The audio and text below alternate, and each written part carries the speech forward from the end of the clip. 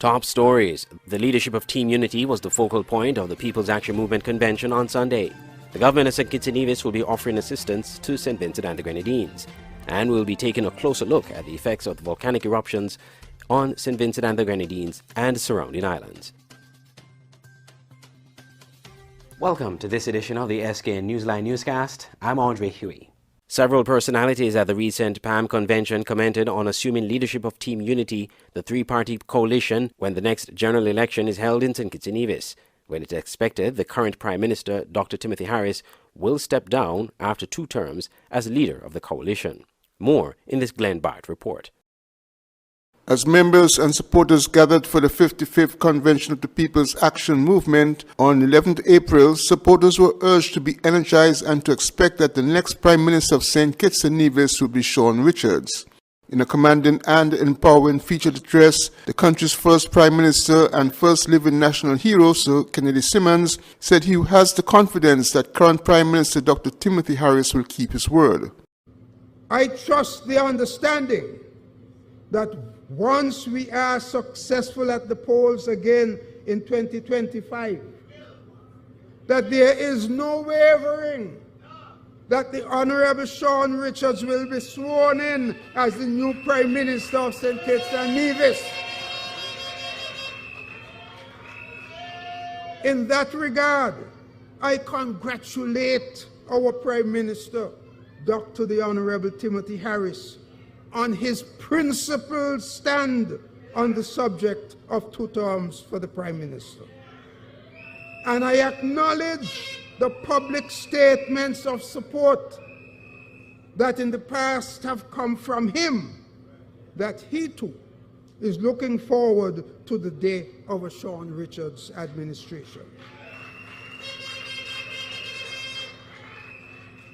How dare anyone suggest that our Prime Minister should renounce his principled stand and renege on his own agreement?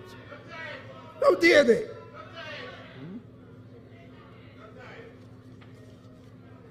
I have here in my hand a copy of the National Unity Agreement. I will say no more about it today. However, this whole thing about Prime Minister, this is not anything for anybody to lose any sleep over, Not to lose any sleep over. Eventually, it will be the voters who determine which of our candidates will win seats. Then it will come down to the makeup of the parliament and the relationship between the parties and the leaders. Politics and elections are about numbers. Who has the most numbers becomes the winner. Put another way, winning only comes if you can accumulate the highest number of seats, either as a majority or as the biggest single bloc. In the present government, PAM has the largest single block of seats in the National Assembly. This was accomplished in 2015 and again in 2020. So if anyone has any doubts about how strong we are, there is your evidence. However, let me warn you, we must not become complacent. The political landscape is constantly changing. Therefore, we have to work even harder from now for the next victory. Trend was continued when PAM leader Sean Richards addressed the gathering and sought the support of the Concerned Citizens Movement of Nevis in his bid to be the next Prime Minister. As I make my bid for the next Prime Minister of this federation, I ask for the full support of CCM.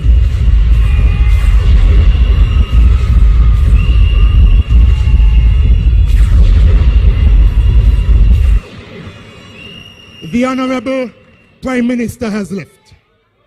the Honorable Prime Minister has left. But to him, I also say that just as he became the third Prime Minister of this country, it is my intention to be the fourth Prime Minister of this country. The convention was held at the Sandy Point playing field under the theme Preparing Now for the Future. Glenn Barrett reporting for Skn Newsline. As the people of St. Vincent and the Grenadines continue to struggle in the fallout of La Soufrière volcano eruptions, the government of St. Kitts and Nevis extended a multi-pronged package of assistance to the government of St. Vincent and the Grenadines. We have more in this report.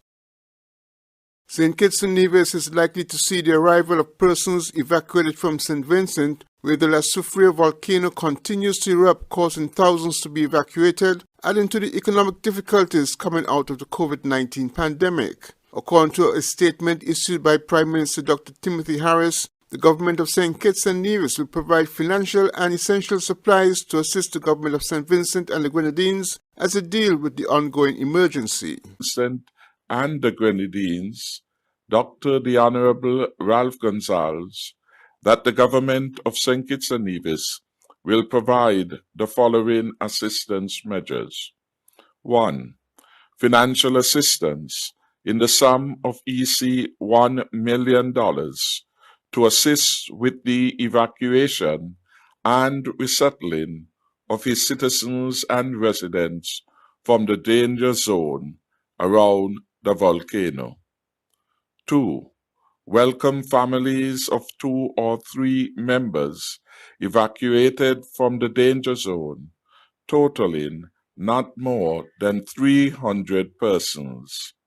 Our technical team will determine the requirements for entry, including COVID-19 protocols such as vaccination. 3. We will provide human resources through the Regional Security System, RSS, recruited from the defense and police forces to support humanitarian activities, provide technical support, and conduct peacekeeping efforts on the ground in St. Vincent and the Grenadines. The St. Kitts and Nevis government also is providing US $20,000 to help the operations of the Caribbean Disaster Emergency Management Agency called CDEMA. Volcanologists from the UWI Seismic Center believe that the volcano will continue to erupt sporadically over the next few days.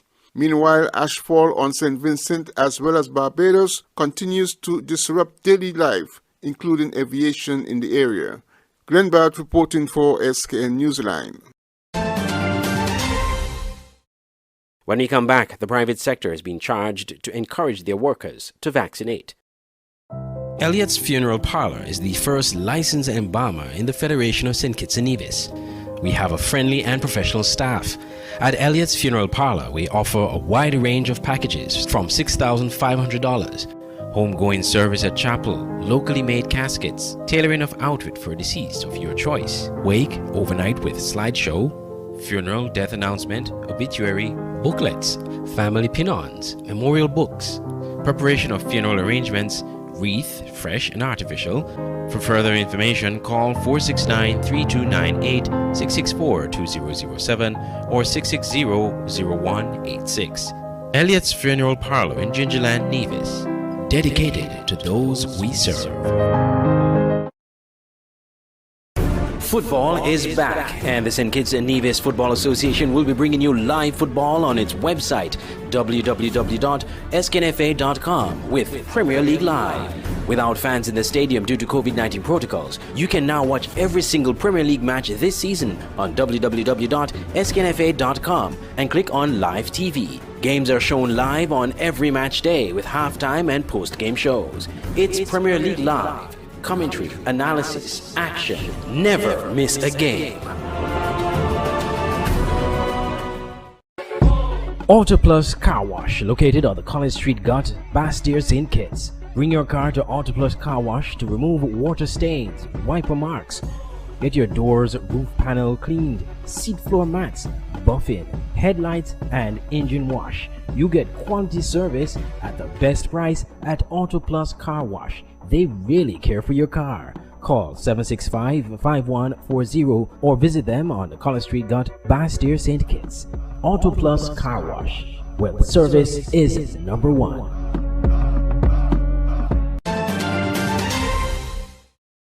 Welcome back. As the discussion rages on in the public sphere, the Chamber of Industry and Commerce is calling on its members to educate its employees on the importance of being vaccinated. We hear more in this report. President of the Chamber of Industry and Commerce, Giselle Matthews, made a clarion call for the private sector to educate their employees on the importance of being vaccinated, as this is important for the successful management of the COVID-19 pandemic. She said, quote, "We need to direct the promotion and go straight to the source, and I believe that it could be achieved with the right approach. It would assist us in the private sector in our own businesses and organizations in how we reach those employees, colleagues among us, and become vaccinated." End quote. She was speaking at the government's dialogue with the private sector on April 8th, where the nation's recovery from the impact of the COVID-19 pandemic was discussed. Mrs. Matthews noted that the public and private sectors play a significant role in raising awareness, educating, and encouraging employees. She said, quote, "The onus is on all of us and the private sector to work towards speaking to persons within our organizations, and the Chamber is very supportive of the sensitization programs taking place in some of the businesses right now. I'd like to congratulate firstly the government on the vaccination rollout program, and I think that is the most important thing we can talk about right now." She noted that there is a positive news emanating from the vaccination program. However, quite a lot of negativity have been circulating about people not vaccinating, and the Chamber will endorse working with the Ministry of Health to reach those persons who need public awareness. I'm Andre Huey, reporting for Skn Newsline. St. Kitts and Nevis should have another option to the Oxford AstraZeneca vaccine, says the Nevis Reformation Party leader, Dr. Janice Daniel Hodge. The Nevis Reformation Party believes the Federation should have another COVID-19 vaccine option other than the Oxford AstraZeneca vaccine, which is currently being used. According to the leader of the party, Dr. Janice Daniel Hodge, there are too many concerns regarding the AstraZeneca vaccine, and more information is still lacking regarding the government's vaccination program. Once persons have options, then you would definitely increase the likelihood of voluntary participation. And so, when doing some reading, I realized that the Johnson & Johnson vaccine is one that is available to COVAX. It may not be available right now, but there is a time frame in place.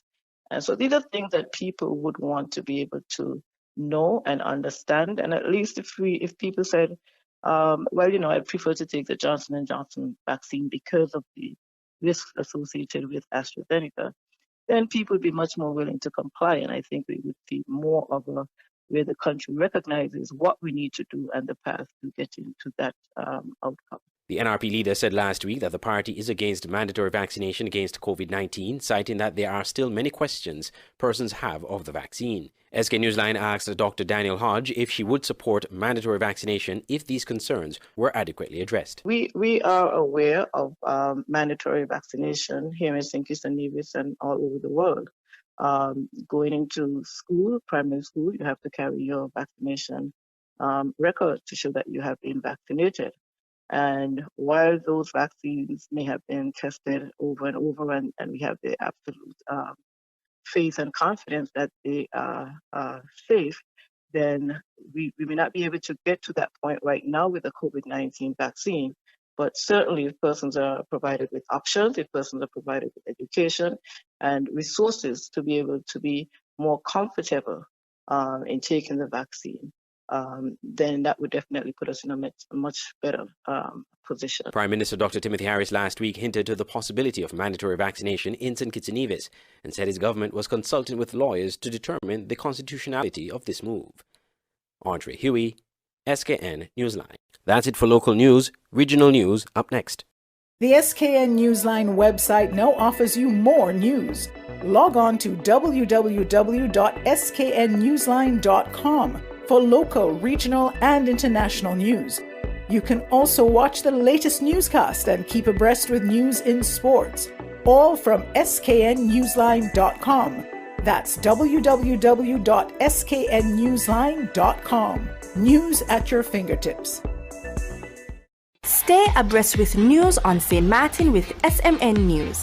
Visit www.smn-news.com for up-to-date news, scoops, opinions, and hard-hitting facts. SMN News, we tell it like it is. Visit our website www.smn-news.com. It's the new and improved Skn Newsline Android mobile app. With the Skn Newsline app, you can watch your news reports, the Skn Newsline newscast, sports, special features, and so much more. You can also send us a WhatsApp or call us directly. Go in the Google Play Store, search Skn Newsline, and download the app today. The Skn Newsline mobile app. News on the go.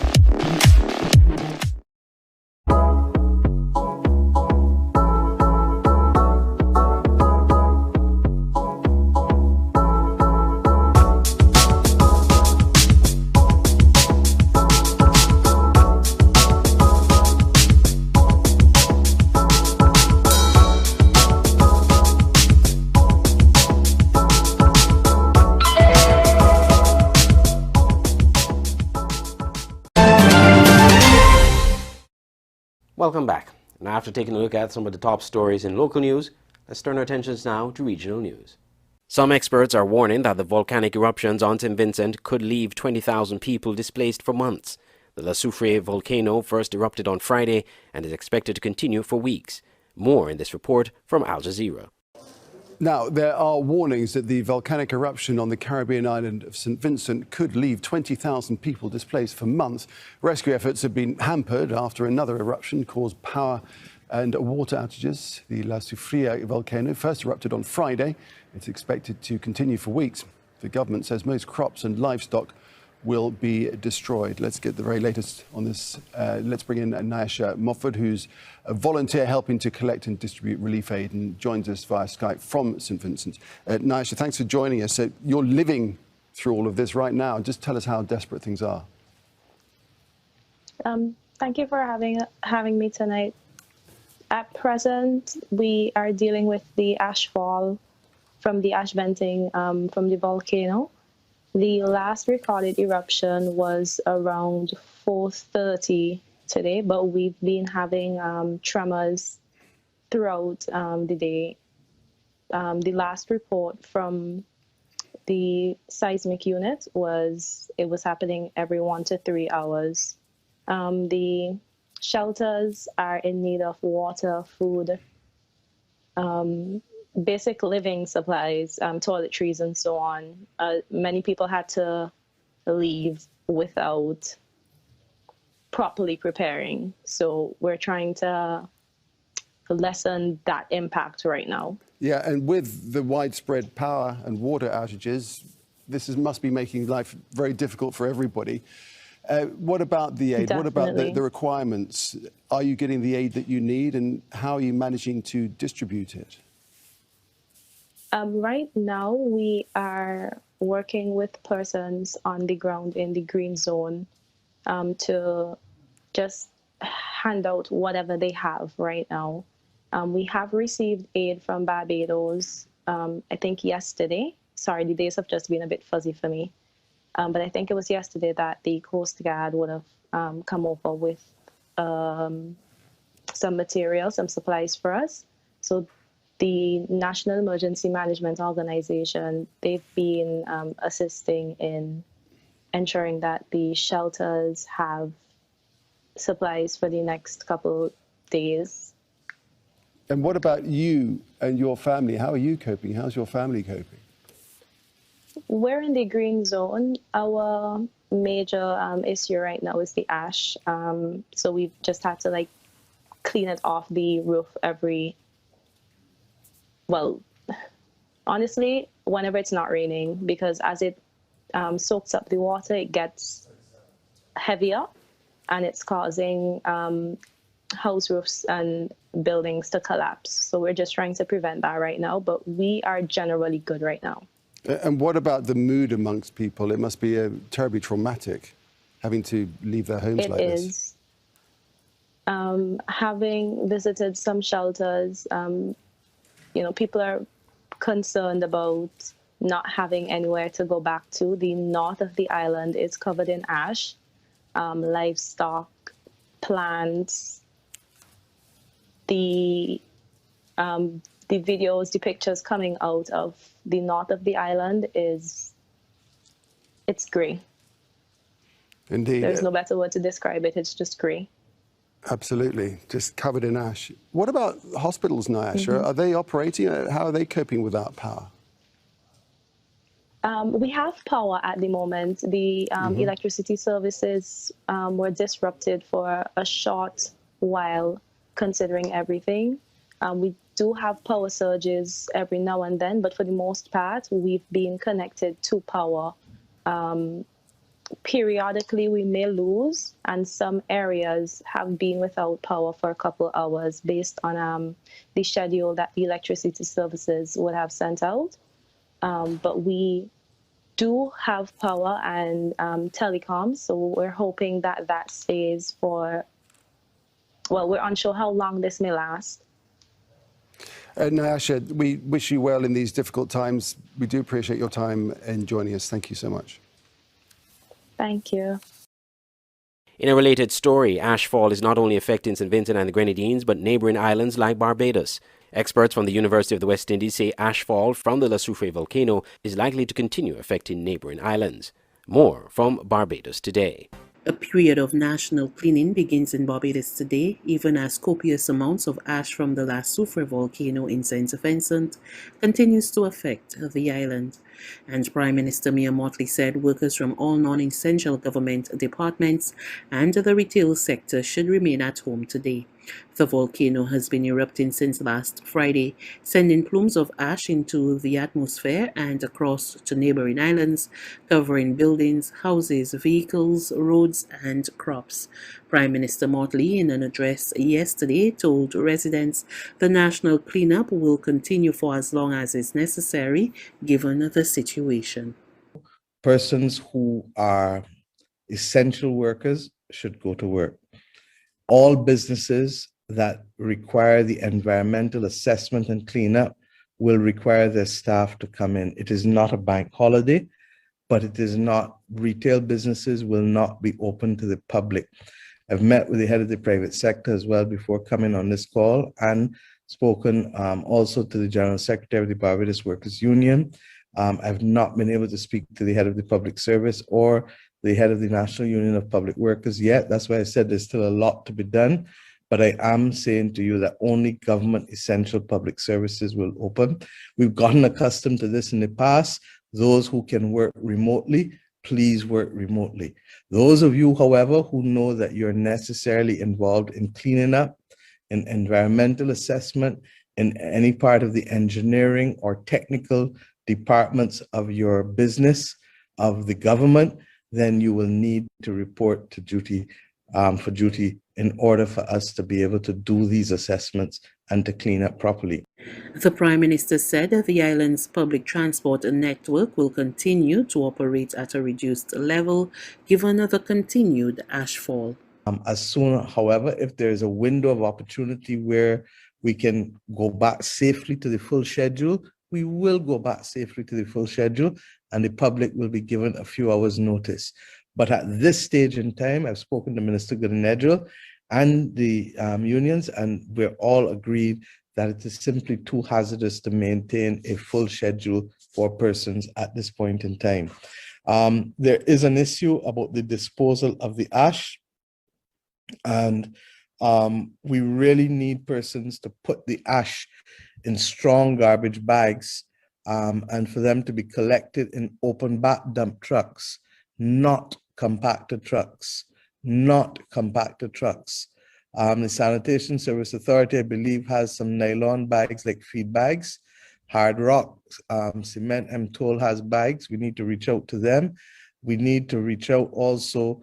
I know the supermarkets are not planning to open, but what I'm going to do is that if we can ask, and I'll give you a public notice.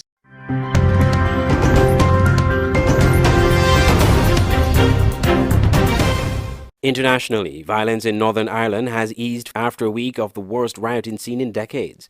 Brexit and claims that some groups broke coronavirus restrictions sparked the anger from pro-British unionists.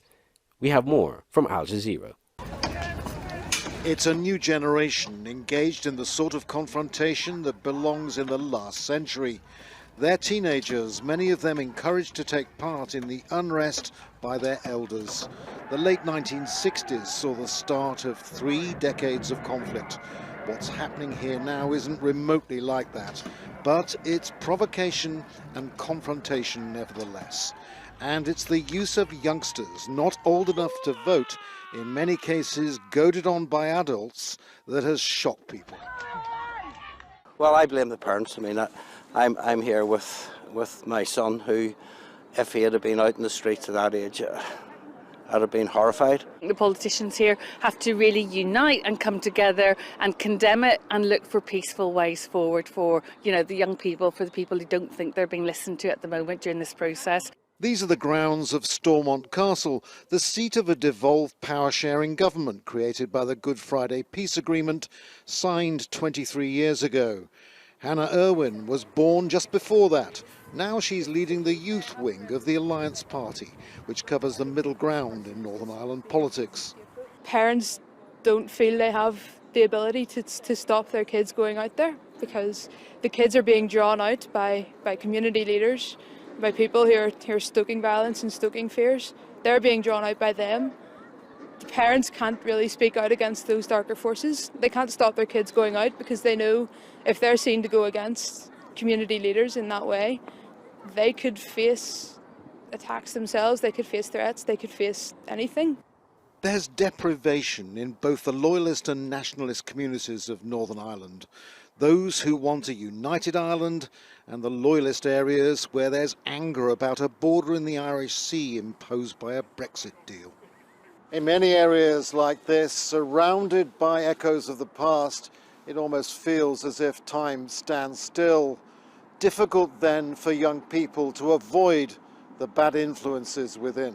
This youth leader has no doubt that many of the young people are under the firm grip of paramilitaries. No children should be encouraged to take to the streets with this kind of violence. Does it amount to child abuse? That's something for the social services to consider in relation to this. And even when we think about the sinister forces that are behind some of these young people taken to the streets and the element of their playing, that could be considered child abuse also. Stephen and others like him have an uphill battle on their hands. Andrew Simmons, Al Jazeera, Belfast. When we come back, a look at sports as we give a comprehensive update in the SKNFA Premier League. Football is back, and the St. Kitts and Nevis Football Association will be bringing you live football on its website, www.sknfa.com, with Premier League Live. Without fans in the stadium due to COVID-19 protocols, you can now watch every single Premier League match this season on www.sknfa.com and click on Live TV. Games are shown live on every match day with halftime and post-game shows. It's Premier League Live. Commentary, analysis, action. Never miss a game. Autoplus Car Wash, located on the College Street Gut, Bastille, St. Kitts. Bring your car to Autoplus Car Wash to remove water stains, wiper marks.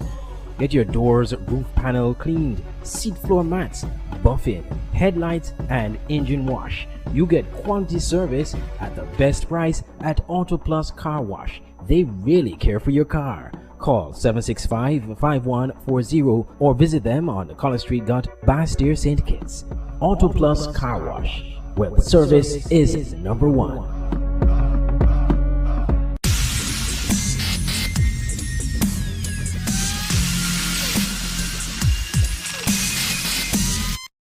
We have a slew of results in the SKNFA Premier League this past weekend. Esgrave Newtown United got a well-needed win on Friday night in the SKNFA Premier League when they edged Trafalgar South Stars at the Warner Park, 2-1.